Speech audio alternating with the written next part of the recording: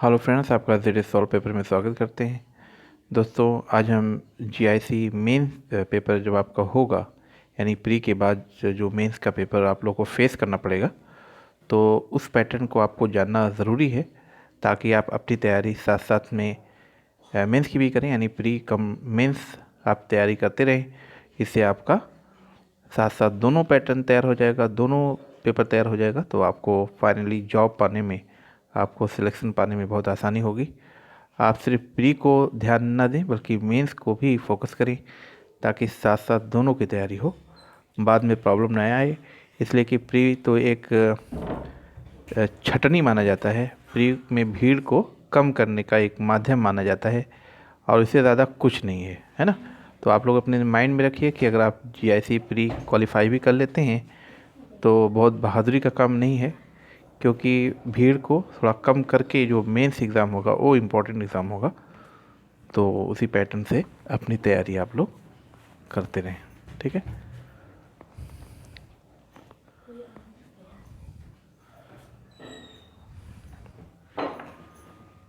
तो आगे बढ़ने से पहले जो हमारे फ्रेंड्स नए हैं वो हमारे चैनल को सब्सक्राइब, लाइक और शेयर करें, ठीक है।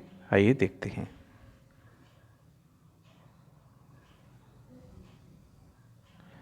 जैसा कि आप सब लोग स्क्रीन पर देख रहे हैं, निम्नलिखित पर आलोचनात्मक टिप्पणी लिखिए और प्रत्येक उत्तर लगभग 200 शब्दों में हो। तो यहाँ आपको कुछ कोटेशन दिखाई दे रहे हैं और इस कोटेशन का अर्थ निकालते हुए आपको इसका आलोचनात्मक टिप्पणी लिखना है ना, यानी इसकी आलोचना भी हो, उस पर्पज़ से इसका आंसर लिखना है और आपको इसकी मीनिंग भी समझना है। और दोस्तों, ये जो पेपर है ये सिविल सेवा मुख्य परीक्षा 1990 में आ चुका है, तो इसलिए महत्वपूर्ण हो जाता है कि आप लोग अपनी तैयारी को ऐसे ही धार दें। जैसे पहला है, प्रकृति द्वारा सामाजिक मूल प्रवृत्ति का आरोपण सब मनुष्यों में है, फिर भी जिसने सर्वप्रथम राज्य की स्थापना की वह सर्वाधिक उपकारक था, है ना। दूसरा कोटेशन है, अपनी प्रजा के सुख में राजा का सुख है, विदेश नीति शायद इसी का प्रतिफल थी। तो प्रजा के कल्याण में उसका कल्याण है, एक कौटिल्य का कथन है। और तीसरा है, यदि अब प्राकृतिक दास हैं तो यह किस कारण है कि प्रकृति के प्रतिकूल दास विद्यमान थे, ये रूसो का कथन है। हमारे युग बुर्जुआ युग ने वर्ग विरोध का सरलीकरण कर दिया है, इस साम्यवादी घोषणा पत्र में कहा गया है।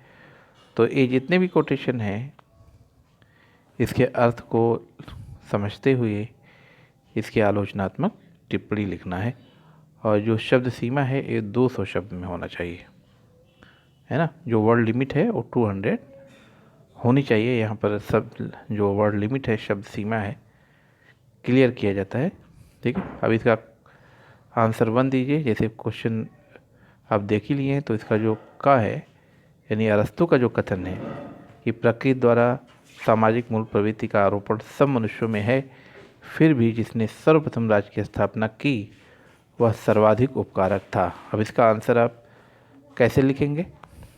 देखिए, इसका आंसर दिया हुआ है कि अरस्तु का नाम किसी राज्य के उद्भव और उसकी प्रकृति का प्रयोजन मूलक स्पष्टीकरण प्रस्तुत करने के लिए विख्यात है।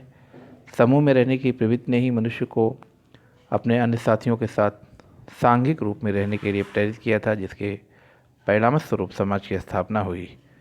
नर और नारी के संयोग से परिवार बने और परिवारों की वृद्धि ग्रामों के रूप में परिणत हुई।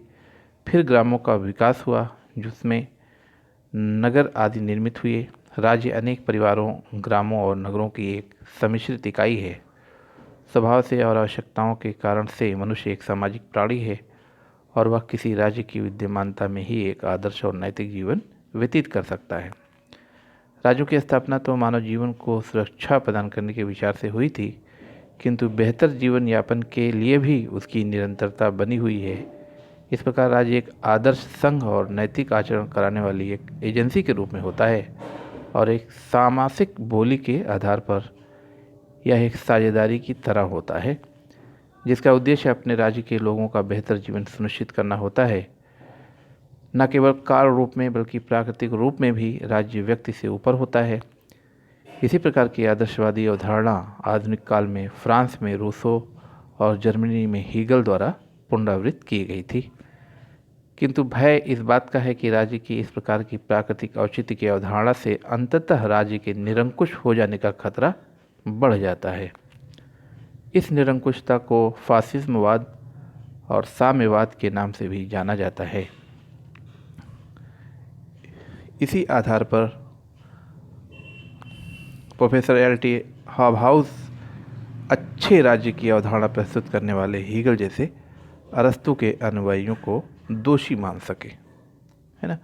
अब देखिए, जो क्वेश्चन खा है उसका आंसर आपको देना है। क्वेश्चन खा आपको फिर से दिखा दे रहे हैं।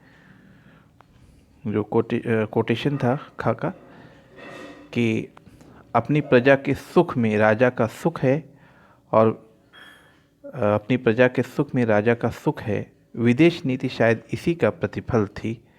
ये कौटिल्य का विचारक है, प्रजा के कल्याण में उसका कल्याण है, इसका मतलब है ये। तो इसकी आलोचनात्मक आप टिप्पणी लिख सकते हैं 200 शब्दों में। जैसे मनु की ही तरह कौटिल्य ने भी उस राजतंत्रीय व्यवस्था की उत्कृष्टता का वर्णन किया है जो मत्स्य न्याय जैसी अवस्था का शमन करने के लिए दैवी विधान के रूप में कार्य करती है ना। मत्स्य न्याय व्यवस्था में चूँकि छोटी मछली बड़ी मछली को खा जाती है ना, छोटी मछली बड़ी मछली को खा जाती है, इसलिए उसमें अपने जीवन की रक्षा करने का संघर्ष निरंतर चलता रहता है।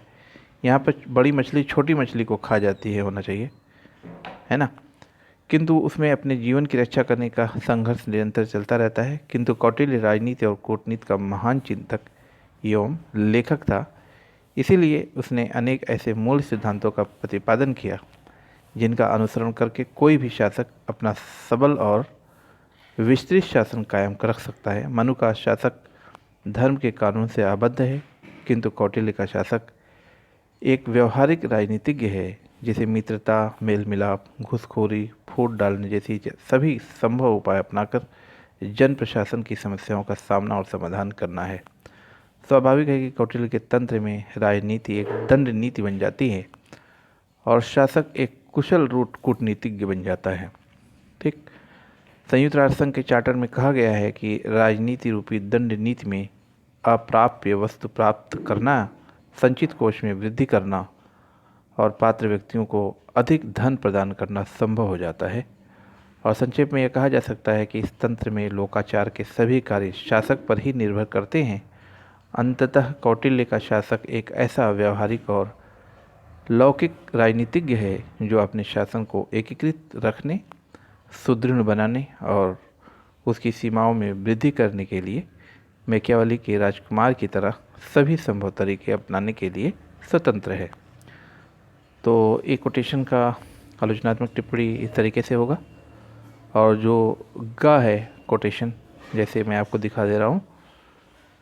कोटेशन गा में लिखा है कि यदि अब प्राकृतिक दास हैं तो यह किस कारण है कि प्रकृति के प्रतिकूल दास विद्यमान थे। ये रूसो का कथन है। तो इसका आलोचनात्मक टिप्पणी आप यहाँ लिख सकते हैं इस तरीके से। जैसे रूसो ने अपने द्वितीय शोध निबंध में निजी संपत्ति की व्यवस्था वाले समाज में असमानता के उद्भव का प्रतिपादन किया है। इस व्यवस्था में अमीर और गरीब के बीच एक भेद उत्पन्न हो जाता है। आदिकाल में मनुष्य का रहन सहन साधारण था तथा उसी अवस्था में यह बड़ा प्रसन्न रहता था। उसका जीवन साम्यवादी व्यवस्था जैसा था, लेकिन निजी संपत्ति वाली व्यवस्था पनपने के साथ साथ संभ्रांत व्यक्ति निष्ठुर बन गए और इसी के फलस्वरूप सामाजिक संघर्ष प्रारंभ हो गया। इस समस्या का समाधान सोशल कॉन्ट्रैक्ट में दिया गया है। इसमें हमें यह अभिज्ञात होता है कि व्यक्ति एक ऐसा सर्वोपरि प्राधिकार स्थापित करता है जो समस्त लोगों की भलाई के लिए कार्य करता है।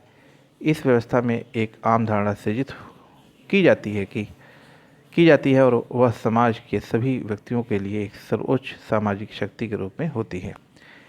इस प्रकार ऐसा समाज एक ऐसी पूर्ण इकाई के रूप में होता है जिसमें प्रत्येक व्यक्ति परस्पर अभिन्न रूप से जुड़ा रहता है। ऐसे समाज में निजी संपत्ति के स्थान पर सामाजिक संपत्ति का अस्तित्व होता है और इसीलिए इसमें निजी संपत्ति मालिक, जिसे रूसो ने धोखेबाज कहा था, का कोई स्थान नहीं होता। रूसो की इस बात के लिए आलोचना की जा सकती है कि वह बहुत अधिक निरपेक्ष और दार्शनिक है तथा सर्वसत्तात्मक राज्य अर्थात एकदलीय शासन पद्धति की खतरनाक स्थापना का पक्ष लेता है। तो इस तरीके से इसका ये आलोचनात्मक टिप्पणी हुई। और लास्ट हम देखते हैं मार्क्सवाद से जुड़ा हुआ है कोटेशन कि हमारे बुर्जुआ युग ने वर्ग विरोध का सरलीकरण कर दिया है। तो इस साम्यवादी घोषणा पत्र में है, तो इसका भी अगर आलोचनात्मक टिप्पणी लिखनी है तो यहाँ आप देख रहे हैं कि मार्क्स का मानना था कि पूंजीवाद की अवधारणा स्वतः विखंडनकारी है। उसके मतानुसार पूंजीवादी व्यवस्था में पूंजी संचयन और केंद्रीकरण के सामान्य कानून से दोहरा प्रारंभ होता है। जब पूंजीपति धनाधिक्य संचित कर लेते हैं तब यह व्यवस्था स्वतः ही प्रचलित हो जाती है। इसमें विद्यमान आंतरिक विरोध से भी इसका प्रारब्ध होता है। पूंजीपतियों के धन संचय कानून के अनुसार पूर्व सृजित पूंजी का संकेंद्रण होता है, जिससे उनकी व्यक्तिगत स्वतंत्रता का नाश होता है और पूंजीपति द्वारा ही संपत्ति हरण किया जाता है। इससे अनेक छोटे छोटे पूंजीपतियों के स्थान पर कुछ एक बड़े पूंजीपति पनप जाते हैं। इस प्रकार का पूंजी संचयन न केवल इसलिए अपरिहार्य होता है कि पूंजीपति पूंजी के लिए ही कंजूसी करते हैं और फिर पूंजी के कारण ही दुख भोगते हैं, बल्कि इसलिए भी कि जो विशेषता किसी कंजूस की होती है वही पूंजीपति की होती है। इसलिए वह उस सामाजिक तंत्र रूपी गाड़ी पर प्रभाव डालता है जिसका वह स्वयं भी एक पहिया होता है। शोषित व्यक्तियों के उद्धार के लिए पूंजी संचयन को निरुत्साहित करना अपने आप में एक महत्वपूर्ण कार्य होता है, किंतु गरीबी उतनी ही बढ़ती जाती है जितना धन संचयन बढ़ता जाता है। तकनीकी सुधार होने से श्रमिकों की तात्कालिक मांग कम हो जाती है, जिससे बेरोजगारी बढ़ जाती है। फलस्वरूप मजदूरी भी कम हो जाती है और अधिकतर श्रमिकों को खून पसीना एक कर देने की स्थिति तक कठिन परिश्रम करना पड़ता है। फिर भी उनका जीवन यापन कठिन ही बना रहता है। इसके अलावा पूंजीवाद विकसित होने से वर्ग संघर्ष होना आम बात हो जाती है, क्योंकि इस व्यवस्था में मात्र दो वर्ग बन जाते हैं, एक पूंजीपति और दूसरा श्रमिक वर्ग, और फिर इनके बीच परस्पर संघर्ष का होना अवश्यंभावी हो जाता है। इस प्रकार निर्धनों की संख्या अत्यधिक हो जाने और वर्ग संघर्ष का मार्ग प्रशस्त हो जाने के कारण पूंजी संचयन कानून पूंजीवाद को समाप्त की ओर ले जाता है और निराश सर्वहारा वर्ग के साथ अपरिहार्य टकराव होता है। अंत में शोषितों की ही विजय होती है। तो दोस्तों, ये जो मेंस का पेपर होता है थोड़ा सा बहुत ही सारगर्भिक और बहुत ही गठीला और बहुत ही कॉन्सेप्चुअल और बहुत डीपली कॉन्सेप्चुअल सारी चीज़ें इसमें रहती हैं, इसलिए आपको डीपली पढ़ना पड़ेगा। शॉर्टकट इसका नहीं अपनाया जा सकता है ना। कॉन्सेप्ट आपका क्लियर होना चाहिए, तभी आप मेंस का पेपर सॉल्व कर पाएंगे। इसलिए मेरी राय है कि आप सब लोग इसी के पैटर्न से अपनी पढ़ाई करें और क्वेश्चन का आंसर लिखते रहें। जितना आप अभी से प्रैक्टिस करते रहेंगे उतनी ही मौलिकता विकसित होगी, है ना। तो नेक्स्ट क्वेश्चन देखते हैं। नेक्स्ट क्वेश्चन है प्रभुसत्ता सिद्धांत के विरुद्ध बहुलवादी तर्कों का आलोचनात्मक परीक्षण कीजिए, है ना। तो इसका आंसर देखिए, एक बार फिर क्वेश्चन देख लीजिए कि प्रभुसत्ता सिद्धांत के विरुद्ध बहुलवादी तर्कों का आलोचनात्मक परीक्षण कीजिए। यानी आपको बहुलवाद पता होना चाहिए, संप्रभुता या प्रभुसत्ता का सिद्धांत पता होना चाहिए, कॉन्सेप्ट पता होना चाहिए, तब जाके आप इसका आलोचनात्मक परीक्षण कर सकते हैं, है ना। ये फ्री से बिल्कुल अलग होता है मेंस का एग्ज़ाम, इसलिए आपको तथ्यात्मक के साथ साथ कॉन्सेप्चुअल अभिधारणा हर चीज़, हर पहलू पर आपको ध्यान देना है और बार बार क्वेश्चन को पढ़ना है। उसी व्यू से आपको इसका आंसर निकलेगा। क्वेश्चन को पूरी तरीके से जब तक आप समझेंगे नहीं तब तक उसका सही आंसर नहीं रख सकते। आलोचनात्मक का मतलब ये है कि आप सपोर्ट में भी लिख सकते हैं और विपक्ष में भी, यानी आलोचना के फॉर्म में भी लिख सकते हैं। ये आपका जो मानसिकता है, आपके जो विचार हैं वो इतने परिपक्व मैच्योर होने चाहिए कि आप उसके सपोर्ट में यानी पक्ष में और विपक्ष में लिख सकें, तब जाके आप सही आंसर लिखने वाले माने जाएंगे, सही परीक्षार्थी और सेलेक्टिव स्टूडेंट माने जाएंगे। तभी आपका सिलेक्शन निश्चित हो सकता है। इसलिए आप लोग डेली 2-3 क्वेश्चन ज़रूर लिखें, ठीक है। तो देखिए, प्रभुसत्ता सिद्धांत के विरुद्ध बहुलवादी तर्कों का आलोचनात्मक परीक्षण कीजिए। आलोचना के साथ साथ आपको परीक्षण देना है, ये बहुत इंपॉर्टेंट बात है।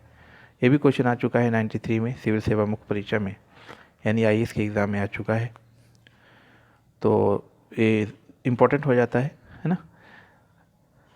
तो इसका आंसर आप लिखेंगे, जैसे संप्रभुता का बहुलवादी सिद्धांत राज्य को असीमित, अविभाज्य तथा स्वेच्छाचारी शक्ति से संपन्न मानता है तथा उसे समस्त राजनीतिक सत्ता व वैधानिक सत्ता का मूल स्रोत मानता है।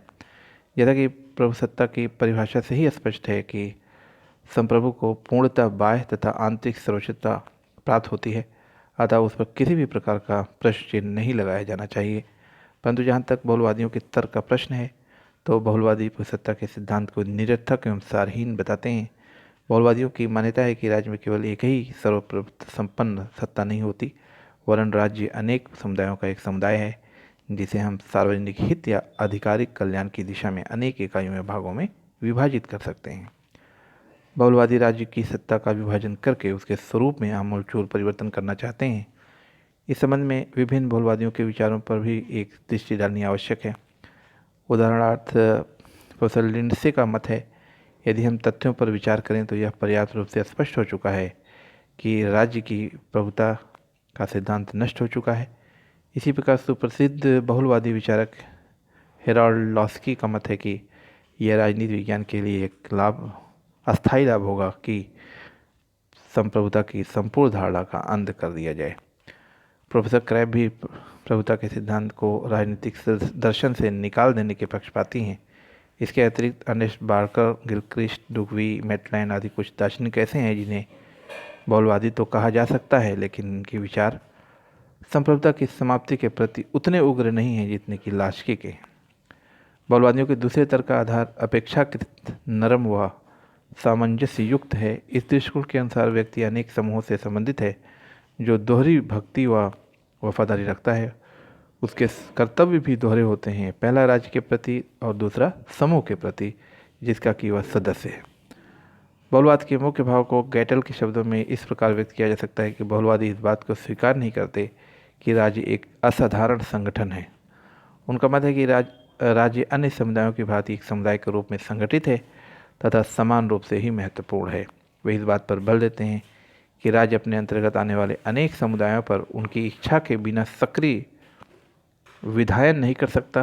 प्रभुसत्ता बहुत से समुदायों द्वारा अधिकृत होती है। यह कोई अविभाज्य इकाई नहीं है और राज्य सर्वोच्च या असीमित नहीं है। संक्षेप में बहुलवादियों के विचारों व तर्कों को निम्न बिंदुओं पर केंद्रित किया जा सकता है। जैसे कहा है, राज्य के भाग उतने ही यथार्थ हैं जितना कि स्वयं राज्य, अतः राज्य विभाज्य है। राज्य और सरकार में अंतर इस दृष्टि से वास्तविक नहीं कहा जा सकता क्योंकि राज्य एक जनसेवी संगठन के अतिरिक्त और कुछ नहीं, यह कभी आज्ञा नहीं देता। राज्य पारस्परिक मेल व सद्भावना से भी काम चला सकता है, वह समूहों के विरुद्ध अपनी इच्छा को कार्यान्वित नहीं करा सकता। अन्य समूहों की भांति राज्य भी एक समूह है जिसकी आवश्यकता मनुष्य को अपने जीवन के उद्देश्य की पूर्ति हेतु पड़ती है। समसामयिक बहुलवादी विचारकों में मिस फॉलेट और J.D.H. कोल के भी नाम प्रमुख हैं। मिस फॉलेट ने अपनी प्रसिद्ध पुस्तक द न्यू स्टेट में बहुलवाद के अनेक गुणों का वर्णन किया है। जहाँ तक बहुलवादी तर्कों का मूल्यांकन का प्रश्न है, तो व्यवहारिक धरातल पर पूर्णतः खरे उतरते हैं, लेकिन जब किसी असीम सत्ता की बात आती है तब यह एक सर्वमान्य तथ्य है कि राज्य अन्य समूहों से श्रेष्ठ तो है ही, फिर भी बहुलवादियों के अनुसार इस तथ्य को कोई भी नकार नहीं सकता कि ये स्वैच्छिक समूह और समुदाय लोगों के स्थानीय और राष्ट्रीय जीवन में महत्वपूर्ण भूमिका निभाते हैं। अतः राज्य को समुदायों में विभाजित करने का बहुलवादियों का तर्क एक सीमा तक समीचीन ही प्रतीत होता है। क्वेश्चन नंबर 9 देखते हैं कि मार्क्सवादी समाजवाद के मूलभूत सिद्धांतों की समकालीन प्रासंगिकता का परीक्षण कीजिए। तो फ्रेंड्स, ये भी क्वेश्चन 1989 में आ चुका है, जो कि महत्वपूर्ण हो जाता है। तो इसका भी हम उत्तर देखते हैं और याद रहे, इसका जो आंसर है बिल्कुल परफेक्ट है और आपको इसे भी अपनी लैंग्वेज में लिखने की प्रैक्टिस करनी चाहिए। और ये तभी हो सकता है जब इसके कॉन्सेप्ट को आप समझेंगे। ठीक, जैसा कि इसका आंसर है, मार्क्सवादी समाजवाद एक ऐसी विचारधारा है जो वर्तमान समाज के अंदर एक ऐसी आदर्श समाज की स्थापना करना चाहती है जिसमें सभी को अपनी क्षमताओं के विकास का पूरा अवसर प्राप्त हो तथा मनुष्य मनुष्य का शोषण न कर सके। विश्व के महान दार्शनिक कार्ल मार्क्स का मत है कि जब से मानव जीवन का आरंभ हुआ है तब से उत्पादन संबंधों को लेकर समाज दो वर्गों में बटा हुआ है। जैसे नंबर 1 है साधन संपन्न वर्ग और दूसरा है साधन विहीन वर्ग। मार्क्स ने अपने ग्रंथ कम्युनिस्ट मैनिफेस्टो और दास कैपिटल में विभिन्न सिद्धांतों को व्यक्त किया है जो इस प्रकार है: द्वंद्वात्मक भौतिकवाद, इतिहास की भौतिकवादी व्याख्या, वर्ग संघर्ष का सिद्धांत, अतिरिक्त मूल्य का सिद्धांत, क्रांति का सिद्धांत और परकीयता का सिद्धांत। तो मार्क्स के द्वंद्वात्मक भौतिकवाद का सिद्धांत हीगल के द्वंद्ववाद से प्रभावित है। हीगल ने अपनी द्वंद्ववादी विचारधारा को 3 नियमों के माध्यम से प्रस्तुत किया है: वाद, प्रतिवाद और समवाद, जिसको प्रतीकात्मक ढंग से अस्तित्व में होना, अस्तित्व में ना होना और अस्तित्व में आने से व्यक्त किया गया है। हीगल की भांति मार्क्सवाद भी यही शैली अपनाता है, लेकिन दोनों में अंतर विषय वस्तु का है। हीगल आत्मा को केंद्रस्थ मानता है जबकि कार्ल मार्क्स पदार्थ को महत्व देता है। मार्क्स का विचार है कि भौतिक जगत में परिवर्तन होता रहता है, कुछ प्रवृत्तियां विकसित होती हैं, कुछ नष्ट होती हैं और कुछ की पुनरावृत्ति होती है। मार्क्स का मत है कि सामाजिक विकास में भौतिक परिस्थितियां ही मुख्य होती हैं, मन, विचार, भावनाएं आदि गौड़ ही होती हैं। समाज की जिस प्रकार की भौतिक परिस्थितियां होती हैं उसी के अनुरूप राजनीतिक संगठन, वैधानिक ढांचा, धर्म, नैतिकता तथा अन्य मान्यताएं होती हैं। मार्क्स अपने भौतिकवादी सिद्धांत को 5 युगों में मनुष्य की मूलभूत आवश्यकताओं के रूप में देखता है: आदिम युग, दासत्व युग, सामंतवादी युग, पूंजीवादी युग और समाजवादी युग। उपरोक्त 5 युगों में भौतिक परिस्थितियां ही मुख्य रही हैं। आदिम युग में कोई विषमता नहीं थी, अर्थात आदिम युग साम्यवाद था। दासत्व युग में जब से व्यक्ति ने खेती अथवा पशुपालन के आधार पर कुछ संपत्ति अर्जित की, तब वही समाज 2 वर्गों में विभक्त हो गया: स्वामी वर्ग और दास वर्ग। इसमें स्वामी वर्ग द्वारा दास वर्ग पर सर्वत्र दुर्व्यवहार के दर्शन होते हैं। सामंतवादी युग राजा द्वारा आवंटित भूमि के माध्यम से सामंतों द्वारा किसानों के शोषण का युग था। पूंजीवादी युग को मार्क्स शोषण की अंतिम अवस्था मानता है। उसका मत है कि पूंजीवादी अवस्था में बड़े पैमाने पर उद्योगपति छोटे उद्योगों को निष्प्रभावी बना देते हैं। फलस्वरूप श्रमिक वर्ग जो पहले से ही असंतुष्ट होता है के साथ छोटे उद्योगपति मिल जाते हैं और क्रांति द्वारा परिवर्तन लाते हैं। इस परिवर्तन के परिणामस्वरूप जो अवस्था आती है वह समाजवादी अवस्था होती है। मार्क्स का कहना है कि चूंकि प्रत्येक वर्ग में शासक और शासित 2 वर्ग होते हैं, अतः इनमें वर्ग संघर्ष का होना स्वाभाविक है। मुख्यतः यह संघर्ष पूंजीपतियों और श्रमिकों के बीच इसलिए होता है, पूंजीपति अपने श्रमिकों को वेतन कम देते हैं और उनसे कार्य अधिक लेते हैं। यही वर्ग संघर्ष आगे इतना अधिक बढ़ जाता है कि नए बाजारों की खोज, साम्राज्यवाद और उपनिवेशवाद की वृद्धि तथा आर्थिक संकटों के कारण पूंजीवाद स्वयं अपनी जड़ें खोदता है। मार्क्स का अतिरिक्त मूल्य का सिद्धांत, उसकी रचना दास कैपिटल में वर्णित है। मार्क्स का विचार था कि यदि उत्पादन कम कीमत पर हुआ तो माल की भी कीमत कम होनी चाहिए। वह उत्पादन का मुख्य आधार श्रम मानता है, पूंजी नहीं। श्रमिक वर्ग को उद्योगपति कम पैसे देते हैं और तैयार माल की कीमत अधिक रखते हैं। इस प्रकार जो यह बीच का अंतर है यही अतिरिक्त मूल्य है। कार्ल मार्क्स ने स्वीकार किया कि आरंभ में मनुष्य मानवता के नियमों में बंधा हुआ था और वह एक दूसरे की मदद भी करता था, लेकिन युग के साथ साथ वह धीरे धीरे भौतिकवादी हो गया तथा भौतिक समस्याएं ही उसके लिए प्रमुख समस्या हो गई। मार्क्स इसे परकीयता का सिद्धांत नाम देते हैं। क्रांति के विषय में कार्ल मार्क्स का दर्शन सीधा और स्पष्ट है। पूंजीवाद के विरुद्ध क्रांति लाकर सर्वहारा वर्ग की स्थापना कराना ही तो मार्क्स के संपूर्ण दर्शन का आधार था। यूँ तो कार्ल मार्क्स के सिद्धांतों की आलोचना भी बहुत हुई, लेकिन दोनों पक्षों को ध्यान में देखने पर यह स्पष्ट हो जाता है कि श्रमिकों के हित चिंतन के लिए मार्क्स आजीवन समर्पित रहा और उसके समय में न सही तो बाद में सोवियत संघ यानी रूस जैसे देशों में श्रमिकों के वर्चस्व का श्रेय उसी को जाता है। तो दोस्तों, इस तरीके से मैंने जो क्वेश्चन नागरिक शास्त्र का आ सकता है जीआईसी सिविक सब्जेक्ट नागरिक शास्त्र के पेपर जो मेंस में आने की संभावना है। तो आप सब लोग इसी पैटर्न से अपनी तैयारी करें और हम ये कामना करते हैं कि आप सब लोग इसी पैटर्न से तैयारी करें और सफल हों। ठीक है। और जो फ्रेंड नए हैं और मेरे चैनल को सब्सक्राइब नहीं किए हैं, प्लीज़ वो सब्सक्राइब करें ताकि मैं इसी तरीके का वीडियो आप सब लोग को प्रोवाइड करूं और निरंतरता के साथ प्रोवाइड करूं ताकि आप सब लोग भी लाभान्वित हों और एक क्रम, ये सिलसिला, एक कड़ी ना टूटे, है ना। तो प्री के साथ साथ मैं कोशिश करूंगा कि मेंस के भी टॉपिक को प्रोवाइड किया जाए और यूपी, टीजीटी, पीईटी की वीडियो भी आपको दिए जाएँ। जो सिलेबस चल रहा है उसको कंटिन्यू रखा जाए। तो मैं उम्मीद करता हूँ कि आप सब लोग मेरे चैनल को लाइक शेयर ज़रूर करेंगे और जो नए फ्रेंड्स हैं उसको सब्सक्राइब भी करेंगे। ठीक है। तो आपका वीडियो मेरा लास्ट तक देखने के लिए बहुत बहुत धन्यवाद। Okay, thanks.